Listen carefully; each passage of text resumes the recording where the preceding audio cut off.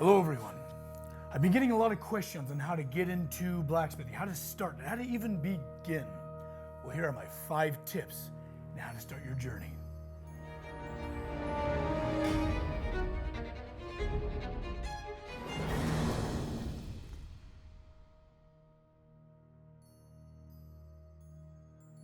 Now, a lot of you are probably thinking like, this is a hard trade to get into. It requires a lot of equipment.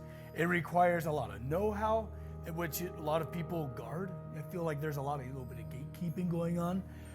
It feels very daunting to get into it, right? My first tip is to take a class. A lot of community college have like welding and metalworking classes, and sometimes adjacent will have like metal sculpting and have anvils and forges.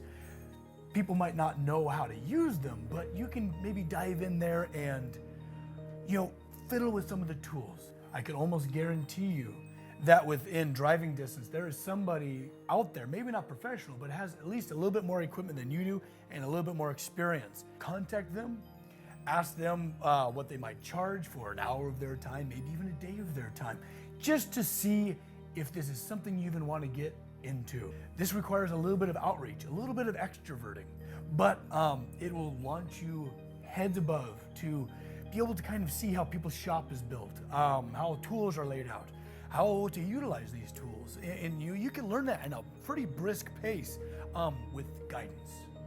This is also an excellent networking possibility for you. As you begin to reach out, you begin to discover really interesting microcosms of just trade culture, where you meet people and you begin to find opportunities that you didn't know were there, just lurking underneath the surface. I challenge all of you to kind of reach out to your community and see what's out there. Let me give you a little frame of reference. When I was fresh in high school, we're talking like a freshman year, I knew steel was gonna become my muse. I just knew it. And this is long before blacksmithing ever was in everyone's living room, thanks to a lot of these TV shows and things. No one was blacksmithing. It was almost a truly dead trade. I found some old timers that had an anvil, and I was able to tinker around in their shops, and I would just sweep the floors. I would do anything I could for the opportunity to just learn as much as I could. And that led to one thing and another, where I was able to afford my first anvil and get to work. And I knew through doing that this was for me, and it could be very well for you. That leads me to my second tip. Be curious. Have a student mindset. Really humble yourself. So when you're running little experiments for yourself, maybe if you get into a shop and you begin to kind of forge a little bit, don't be so focused on the outcome. Primarily think about the process itself. See, this is one of the things that I kind of disagree with, like art school and becoming an artist. No one really is born particularly good at things. They might have certain advantages, but it's the curiosity. It is the desire to create that makes artists happen. You don't have to become an artist. You can make hammers, you can make axes, you can make whatever you want, whatever your interests are. That's the beauty about blacksmithing, is the sky is your limit. But curiosity, really fine-tuning that insatiable mind is where it's truly going to unlock for you. My third tip is to not over-invest. This is very easy to do because, you throw in a $500 anvil at the cheapest, another $200 forge, and a couple $100 worth of hammers and tongs. Do your best with what you got. The last thing I want any of you to do is to overinvest and realize this is not for me. And I see it all the time. You see like on Craigslist or Facebook Marketplace, where all of a sudden you see somebody is liquidating their entire shop because like, oh, this is hard. And all of a sudden they're selling all of their gear. I want you to make do with what you got, to even realize if this is something you want to endure. I want to create another video on how to cultivate a workspace where you can do blacksmith work with very little investment. Found treasures that you can use as tools. That'll be another video. But all you need is a hard surface to hammer against, a hammer to hammer against the hard surface, and a way to heat the material up.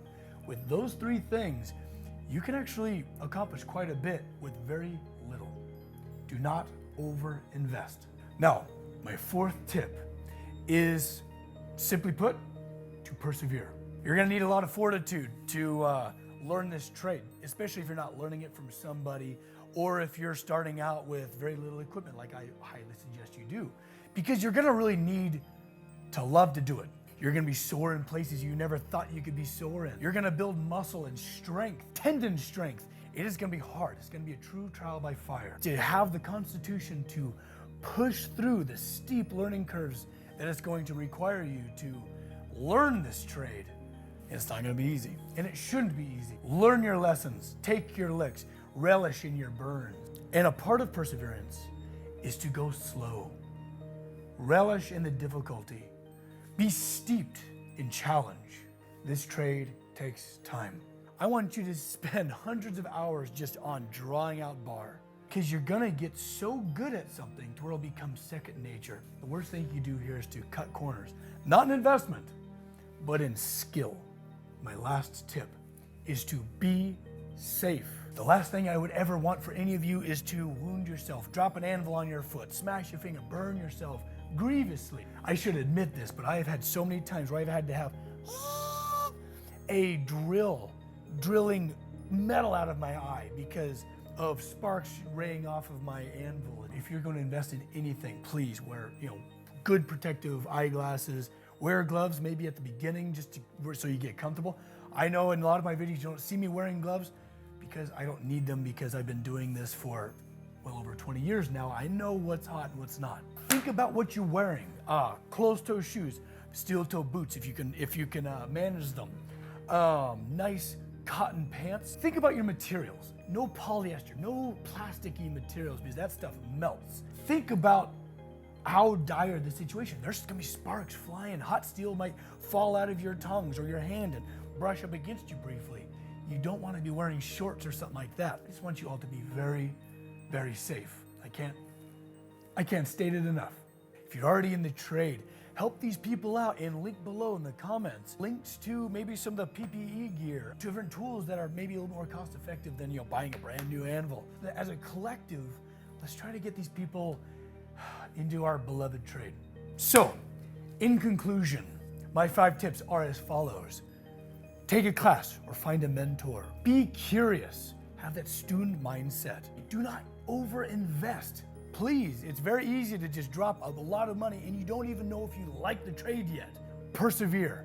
It's gonna be a hard trade to get into. It's gonna be a very steep learning curve. I promise it gets easier the more you learn. And number 5, please be safe.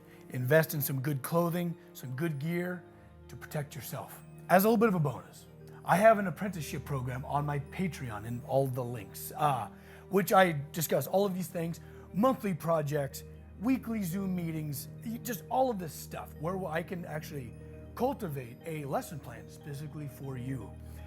It's been great. It's kind of developed into an amazing community. So if you want me to be your mentor, I would be honored.